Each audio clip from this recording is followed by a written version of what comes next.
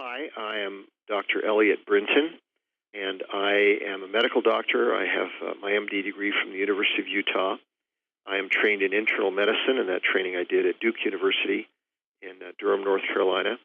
I'm trained and board certified as an endocrinologist, and I did my endocrine training at the University of Washington in Seattle. I am also the director of the section of cardiovascular genetics. And our role here is to do research and the environmental factors that contribute to cardiovascular disease, and that would be heart disease, stroke, etc. And I'm a fellow of the American Heart Association. I am the president of the Utah Atherosclerosis Society.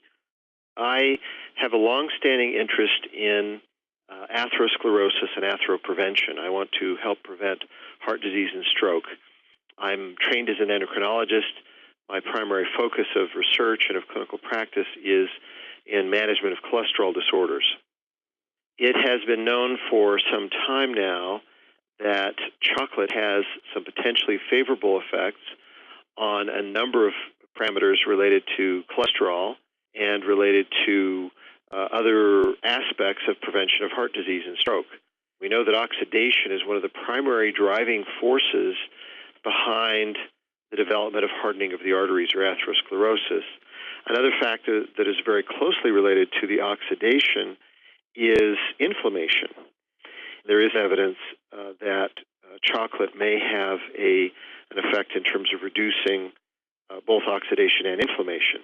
There also is evidence that individuals who consume chocolate may have less atherosclerosis. There is evidence that chocolate may be very beneficial for the health of the arteries, and the evidence comes from several sources. We do have evidence that chocolate might have a favorable effect on the cholesterol profile. It may help reduce the bad cholesterol, may help increase the good cholesterol, might have favorable effects on other things like triglyceride levels. There is other evidence that it may be beneficial for blood pressure. It might help reduce blood pressure. We know that blood pressure is a very important contributor to the risk of heart disease and stroke. There may be beneficial effects with regard to diabetes and related phenomena like insulin resistance. Blood sugar levels may go down. Blood insulin levels may go down. We know that oxidation and inflammation are important factors in atherosclerosis. And there is evidence that chocolate is an antioxidant and may help block oxidation in the artery wall, may help reduce inflammation in the artery wall. As a physician, I think that there is potential benefit from consuming chocolate on a regular basis.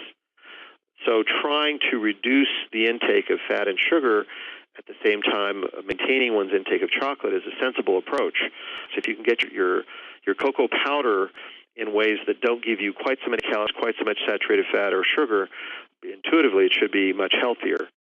Our immune systems protect us from the environment we live in. Unfortunately, the toxins and pollutants poisoning our environment have overtasked our body's ability to ward off disease. Chocolate may provide the answer.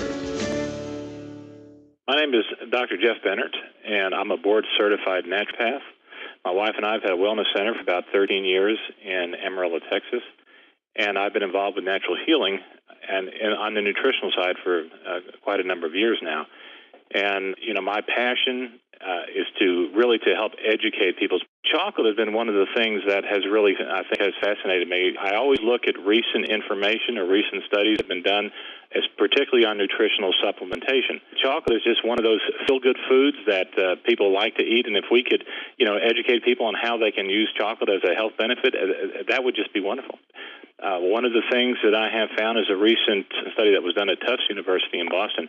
So that just kind of gives you an idea of, rapidly of the people who are researching nutritional supplements right now. And was actually there was another study done in conjunction with that in Italy.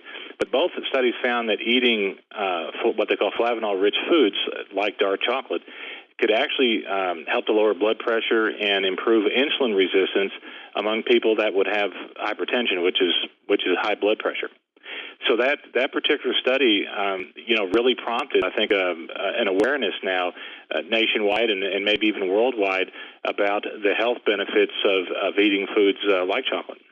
hypertension or high blood pressure is just one piece of the puzzle when it comes to heart disease.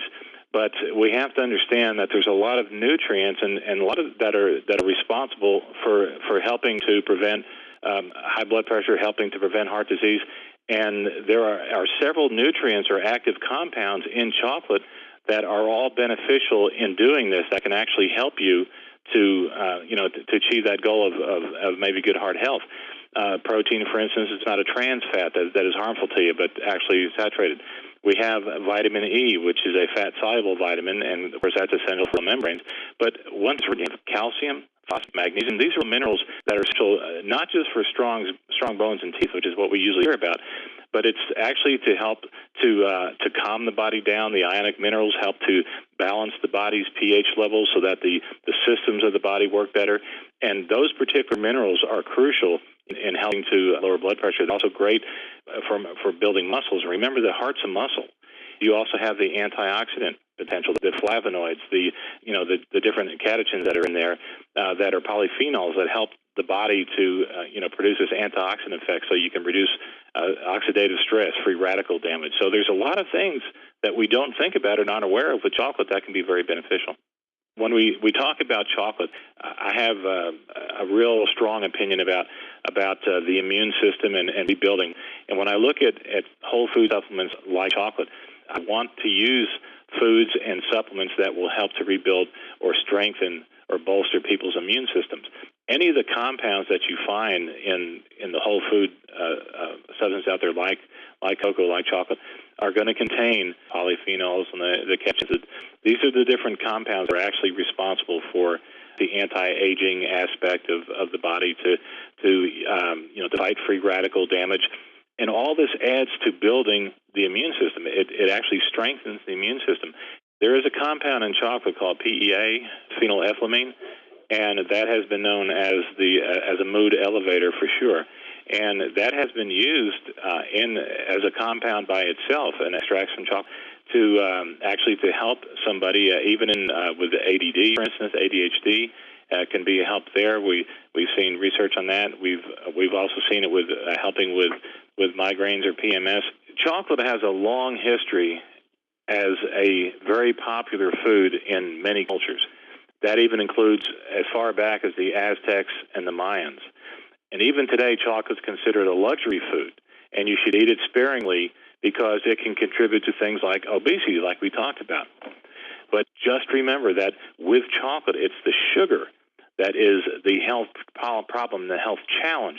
It's not the actual chocolate itself or the components that are found. It can be a very good health food if it is used in the way that it was intended, as a whole food and not as a dessert.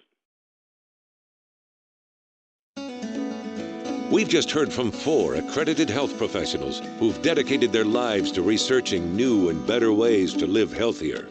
They all agree that the health benefits of chocolate are an amazing health breakthrough. Isn't it time to take the next step to creating a healthier, happier future for ourselves and our families? Chocolate should be thought of as a vehicle of better, healthier life, not simply as a comfort food or candy. Chocolate is a life-sustaining food whose health benefits have been consumed for hundreds of years.